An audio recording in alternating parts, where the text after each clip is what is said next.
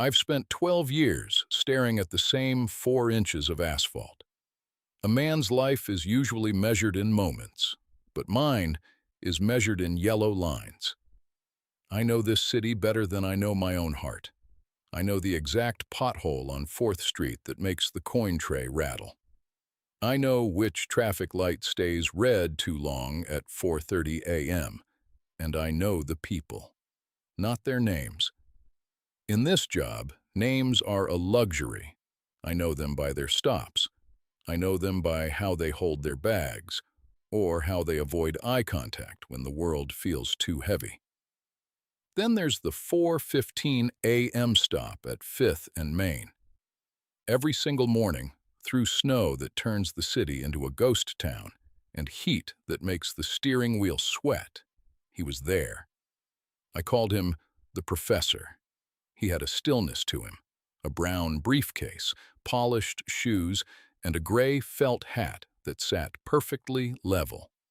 He always sat in the 3rd seat on the left. It was a silent contract. The doors would hiss open, he'd tap his card, beep, and give a sharp, respectful nod. Not a hello, but an acknowledgement that we were both awake while the world dreamed. He'd sit, open a newspaper, and become part of the bus. For 12 years, I watched him in the mirror. I saw the news move from paper to tablets, though he stayed with paper.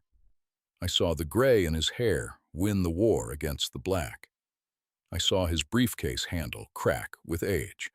We were gears in a machine. I was the pilot. He was the constant. As long as he was in that 3rd seat, the world made sense. Then came Tuesday. The air was quiet. No wind, just the hum of the engine. I pulled up to 5th and Main. I opened the doors. The sidewalk was empty. I waited. 1 minute. 2. Behind me, a delivery truck honked. A sharp, angry sound. I had to move. The schedule is a god, and I am its servant.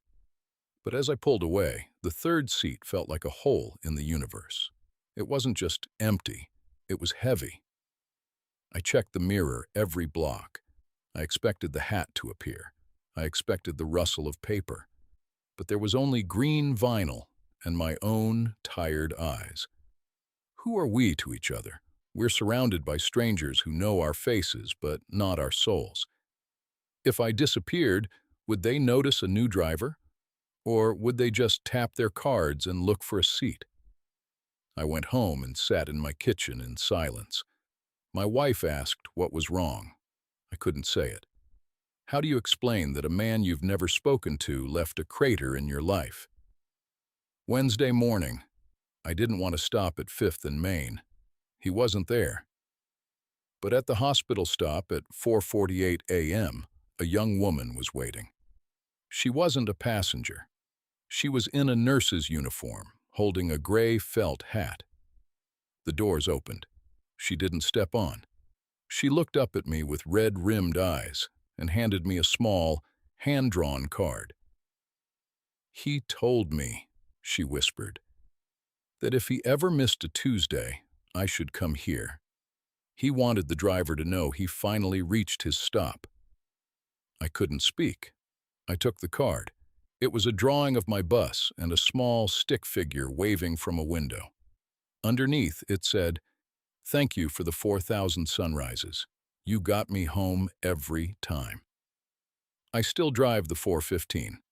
Someone else sits in the 3rd seat now, a kid with headphones who doesn't see the road. But the gray hat sits on my dashboard. I'm not just a gear anymore. I'm the keeper of the professor's final stop. And for the first time in 12 years, I'm not just driving. I'm finally going somewhere.